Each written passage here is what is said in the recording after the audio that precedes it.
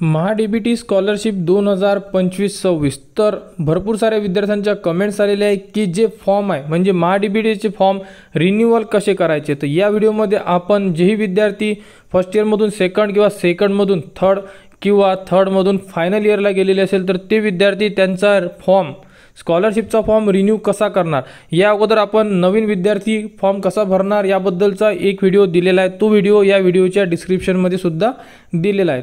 तर आता जे विद्यार्थ्यांनी ऑलरेडी फॉर्म भरलेला आहे फर्स्ट इयरला वगैरे ते विद्यार्थी आता फॉर्म त्यांचा रिन्यू करू शकतात। तर फॉर्म फिलअप सुरू झालेले आहे। तर बघू शकता सर्वप्रथम तुम्हाला साईडवर यावं लागेल। साईडवर आल्यानंतर बघू शकता अशा प्रकारे संपूर्ण जे ऑप्शन आहे हे तुम्हाला दिसून पडेल। तर यामध्ये तुमच्याकडे ID आहे आणि पासवर्ड आहे, जो तुम्ही या अगोदर यूज केलेला तो ID टाका, पासवर्ड टाका, हा कॅप्चा टाका आणि लॉग इनला क्लिक करा। समजा एखाद्या विद्यार्थ्यांकडे जर ID पासवर्ड नसेल तुम्ही इथून यूजर नेम आणि इथून पासवर्ड रिसेट करू शकता तुमच्या आधार कार्डवरील इन्फॉर्मेशन देऊन।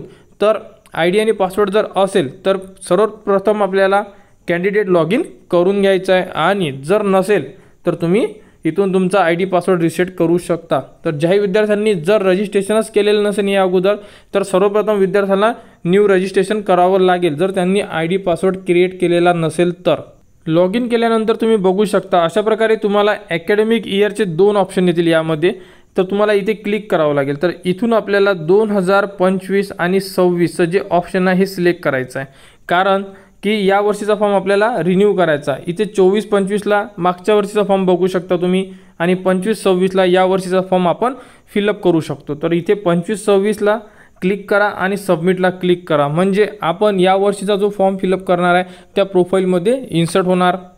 तर बघू शकता सर्वात पहिले बघू शकता की जे प्रोफाईल आहे तुमचं हे 0% आहे, कारण की संपूर्ण जो डाटा आहे हा रिसेट करण्यात आलेला आहे आणि तुम्हाला संपूर्ण तुमचे प्रोफाईल प्रॉपर परत फिलअप करून घ्यायचं आहे। तर यामध्ये काही डाटा आहे आणि काही डाटा जो आहे हा डिलीट करण्यात आलेला आहे। तर तुम्हाला सर्वात प्रथम तुमचे जे प्रोफाईल 0 आहे हे इथे 100% कंप्लीट करायचे आहे। 100% कंप्लीट केल्यानंतरच आपण आपली स्कीम पोस्ट मॅट्रिक स्कॉलरशिप इथून चूज करणार की आपल्याला कोणत्या स्कॉलरशिपला अप्लाय करायचं आहे। तर सर्वात प्रथम आपल्याला आपले प्रोफाईल 100% रेडी करायचे। तर प्रोफाईलचं जे ऑप्शन आहे इथे तुम्हाला क्लिक करायचं आहे। तर बघू शकता इथे तुम्हाला तुमचा मोबाईल नंबर दिसेल, इथे तुमचे नाव, इथे तुमच्या वडिलाचे मोबाईल नंबर आणि इथे तुम्ही तुमची ईमेल आयडी टाकू शकता। त्यानंतर इथे तुम्हाला अनमॅरिड, इथे तुम्हाला तुमचे रिलिजन हिंदू, तर अशा प्रकारे संपूर्ण माहिती तुम्हाला दिसून पडेल। यामध्ये तुम्हाला रिन्यू आहे आणि तुम्ही या अगोदर फॉर्म भरलेला आहे त्यामुळे तुमची कास्टची इन्फॉर्मेशन तुम्हाला संपूर्ण दिसणार आहे। जसे की यामध्ये तुमची कास्ट आहे, इथे तुमचे नाव दिसणार, कास्ट सर्टिफिकेट नंबरसुद्धा दिसेल तुम्हाला। त्यानंतर इथून तुम्ही तुमचे डॉक्युमेंटसुद्धा चेक करू शकता की आहे किंवा नाही आहे आणि त्यानंतर इथे डेट वगैरे। तर अशा प्रकारे तुमची कास्टची इन्फॉर्मेशन ऑलरेडी तिथे तुम्हाला दिसेलच, कारण ती जी डिटेल्स आहे ही डिलीट झालेली नाही आहे त्यामुळे। तर तुम्ही एकदा संपूर्ण इन्फॉर्मेशन चेक करून घ्या की बरोबर आहे किंवा नाही आहे आणि एकदा तुम्ही कास्ट सर्टिफिकेट अपलोड जे झालेलं आहे जुन्या डॉक्युमेंटमध्ये ते सुद्धा बरोबर आहे किंवा नाही आहे तुम्ही एकदा चेक करू शकता। तर अशा प्रकारे ही तुमची कास्टची इन्फॉर्मेशन तुम्हाला दिसेलच। त्यानंतर बघू शकता तुम्हाला तुमचे इन्कम टाकायचे आहे, इन्कमसुद्धा इथे तुम्ही चेंज करू शकता। त्यानंतर इथे तुम्हाला income certificate number, income certificate कोणी दिलं आहे, इथे इन्कम सर्टिफिकेट तुम्हाला अपलोड करायचं आहे 256 KB आतमध्ये।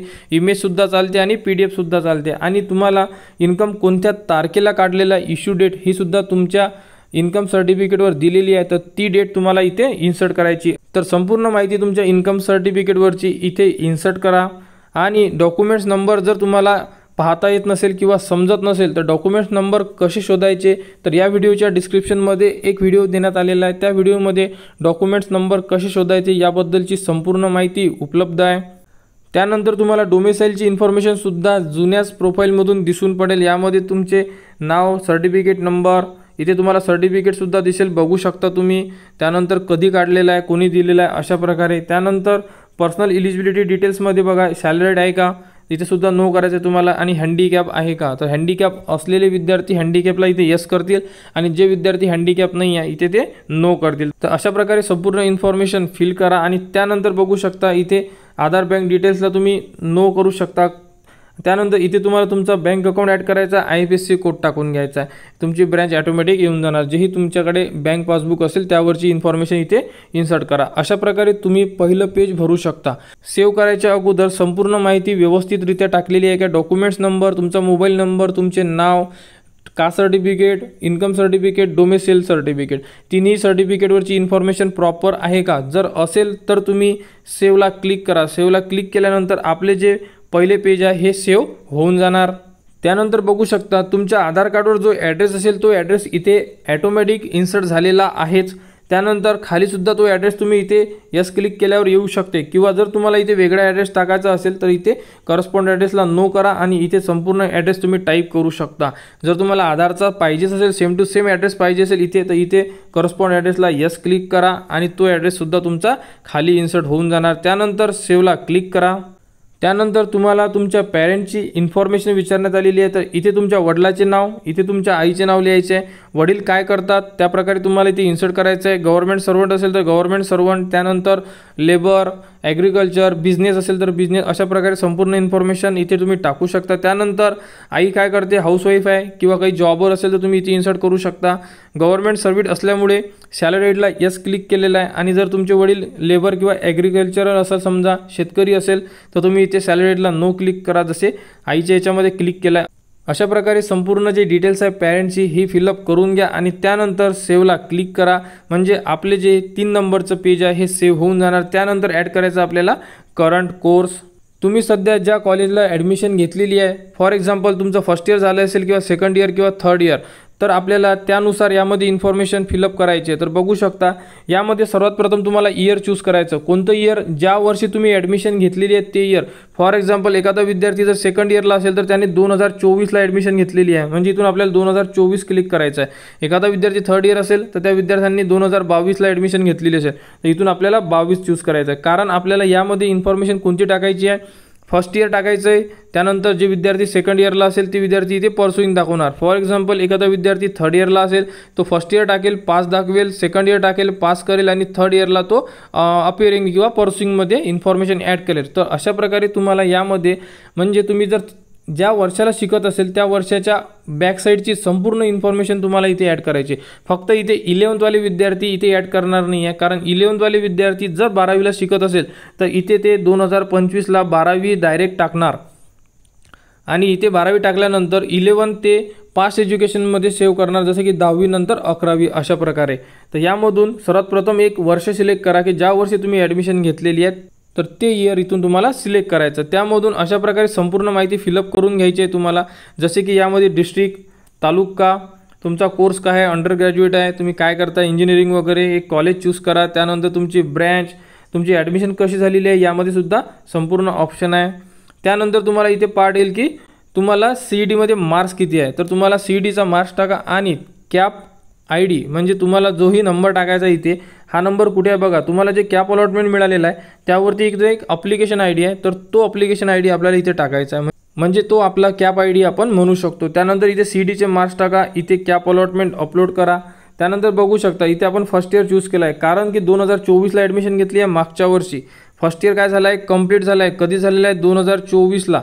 अशा प्रकारे संपूर्ण माहिती फिलअप करा. इथे पर्सेंटेज टाका, इथे तुमची जी कास्ट आहे ती कास्ट टाका. त्यानंतर इथे तुम्हाला रेग्युलर ऑप्शन चूज करायचं आहे आणि इथे तुम्हाला दोन्ही सेमिस्टरच्या मार्कशीट कंबाईन करायचे आहे 256 KB आतमध्ये. जर तुमचं इयरली पॅटर्न असेल तर एकच मार्कशीट, आणि जर तुमचं सेमिस्टर असेल तर तुम्हाला 2 मार्कशीट इथे इन्सर्ट करायचं आहे. तर अशा प्रकारे जेही तुम्हाला मार्क्स आहे इथे टाकून घ्या. आणि त्यानंतर इथे तुम्हाला रिझल्टमध्ये पास किंवा 80 KDचं ऑप्शन येणार.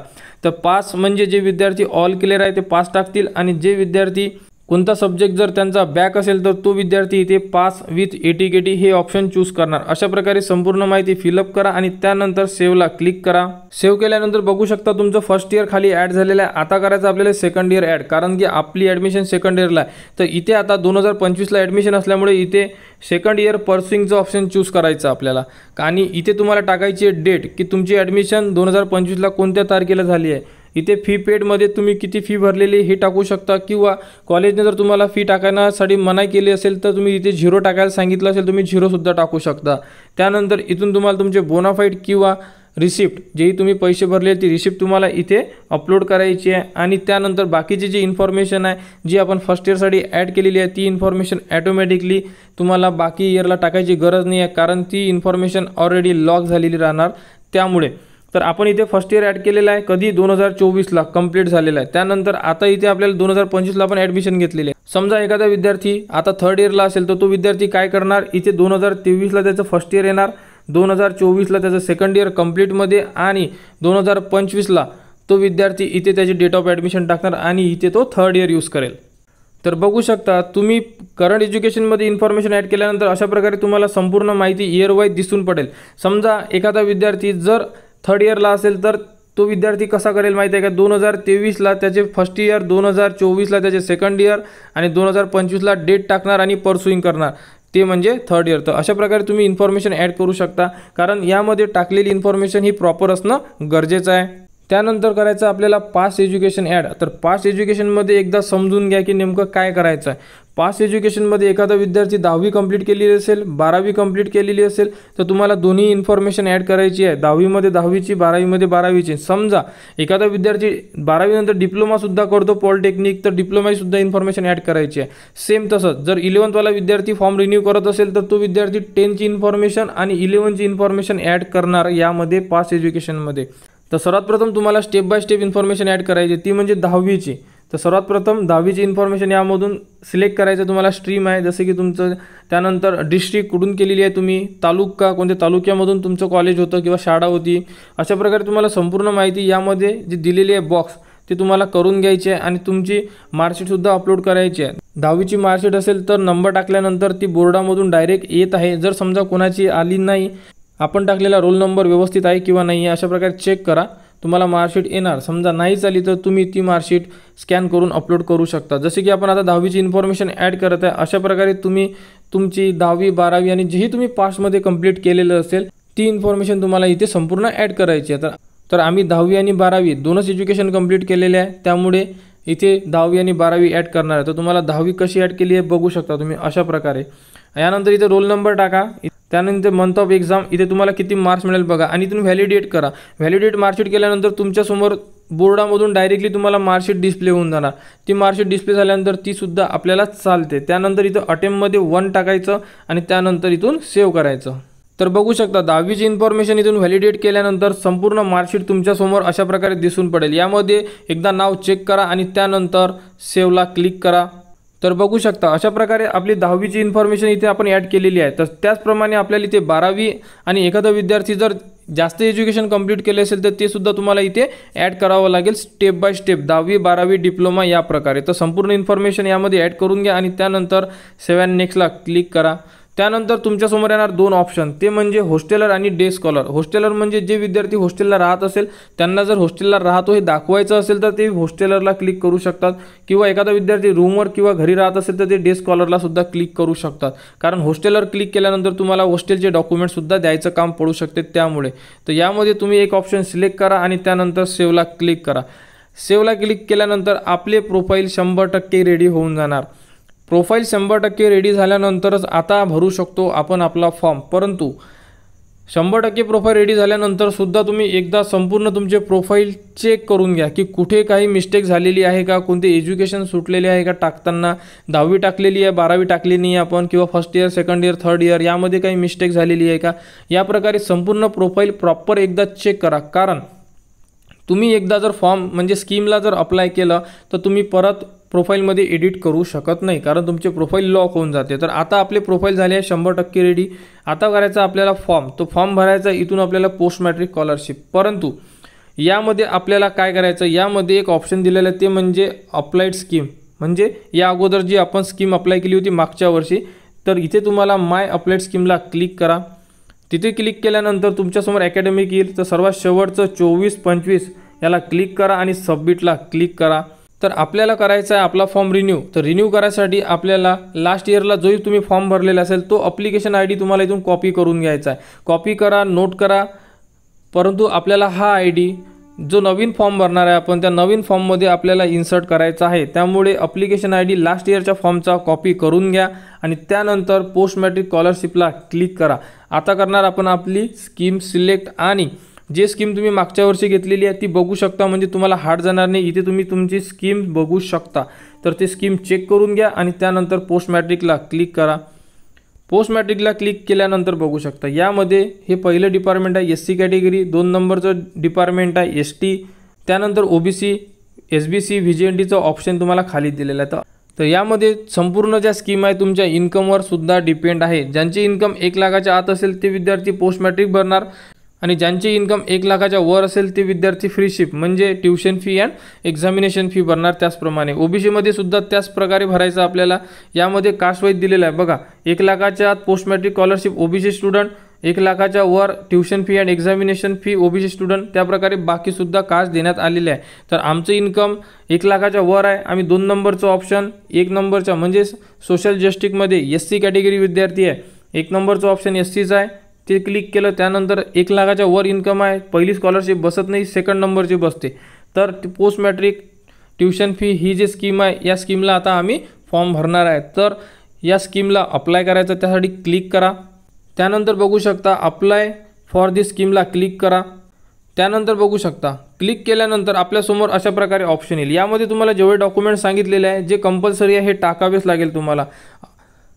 रिन्यूअल ॲप्लिकेशनला यस क्लिक करा, कारण की आपला फॉर्म रिन्यू असल्यामुळे इथे यस क्लिक करा. जो ॲप्लिकेशन ID तुम्ही कॉपी केलेला आहे तो इथे इन्सर्ट करा जसाच्या तसा. त्यानंतर इथून तुम्हाला कॅप अलॉटमेंट अपलोड करायला सांगितलेलं आहे आणि इथून तुम्हाला व्हॅलिडिटी अपलोड करायला सांगितलं आहे. जे विद्यार्थी OBC असेल त्यांना TC सुद्धा सांगू शकते, राशन कार्ड सुद्धा सांगू शकते अपलोड करायला, आणि एक डिक्लेरेशन फॉर्म म्हणजे पॅरेंट डिक्लेरेशन ज्यामध्ये विद्यार्थ्याची आणि पालकाची सिग्नेचर असते. अशा प्रकारे तुम्हाला OBC स्टुडंटला डॉक्युमेंट सांगू शकतात. तर त्या प्रकारे तुम्हाला ते डॉक्युमेंट्स अपलोड करावे लागेल. तर अशा प्रकारे यामध्ये संपूर्ण माहिती तुम्ही फिलअप करून घ्या आणि जो ॲप्लिकेशन ID आपल्याला टाकणं गरजेचं आहे, कारण आपला फॉर्म रिन्यूला आहे म्हणून. तर तिथे ॲप्लिकेशन ID टाका, डॉक्युमेंट्स टाका आणि त्यानंतर सेव्ह करा. सेव्हला क्लिक केल्यानंतर बघू शकता संपूर्ण फॉर्म तुम्ही एकदा चेक करा. त्यामध्ये दिलेली संपूर्ण इन्फॉर्मेशनसुद्धा तुम्ही प्रॉपरली एकदा चेक करा, कारण की तुम्ही आता इथे चेकबॉक्सला क्लिक केल्या आणि सबमिटला केल्यानंतर तुमचा फॉर्म फायनल सबमिट होऊन जाणार. मग तुम्ही डायरेक्टली एडिट करू शकत नाही जोपर्यंत तुमचा फॉर्म तुम्ही कॅन्सल करत नाही तोपर्यंत. त्यामुळे सबमिट करायच्या अगोदर जर तुम्ही फॉर्म व्यवस्थितरित्या किंवा तुमचे डॉक्युमेंटसुद्धा इथून तुम्ही चेक करू शकता. इथे डॉक्युमेंट चेक करण्यासाठी ऑप्शन दिलेलं आहे बघा, व्ह्यू अपलोडेड डॉक्युमेंट. एकदा चेक करून घ्या म्हणजे तुमचा फॉर्म 100% बरोबरच राहणार जर तुम्ही आता संपूर्ण माहिती चेक केली तर. आणि एकदा सबमिटला क्लिक केल्यानंतर तुमचा फॉर्म फायनल सबमिट होऊन जाणार. आणि माय अप्लाइड स्कीमचं जे ऑप्शन आहे इथे जे आपण क्लिक केलेलं आहे, माय अप्लाइड स्कीममध्ये तुम्ही तुमच्या फॉर्मची प्रिंट काढू शकता. तर फॉर्म सबमिट झाल्यानंतर माय अप्लाइड स्कीमला क्लिक करा, व्ह्यूचं ऑप्शन येईल तुम्हाला, व्ह्यूला क्लिक करा आणि तुमच्या फॉर्मला प्रिंटचं सुद्धा ऑप्शन उपलब्ध करून देण्यात येणार आहे, तिथून तुम्ही प्रिंट काढू शकता. तर या प्रोसेसनी तुम्ही तुमचे रिन्युअलचे फॉर्म भरू शकता. तर लवकरात लवकर आपले रिन्युअलचे फॉर्म भरून घ्या. कोणत्याही विद्यार्थ्याला जर अडचण येत असेल तुम्ही कमेंट्स करा, कमेंट्सवर तुम्हाला संपूर्ण माहिती दिली जाणार. आणि व्हिडिओ कसा वाटला हे कमेंट्स बॉक्समध्ये सांगा. आणि MHA-DBT स्कॉलरशिप किंवा ज्याही प्रायव्हेट स्कॉलरशिप आहे, गव्हर्नमेंट स्कॉलरशिप आहे, वसतिगृह आहे, याबद्दलच्या संपूर्ण अपडेट तुम्हाला आपल्या चॅनलवर देण्यात येत असतात. त्यासाठी आपल्या चॅनलच्या कनेक्टमध्ये राहा, चॅनलला सबस्क्राईब करा व हा व्हिडिओ इतरांपर्यंत शेअर करा.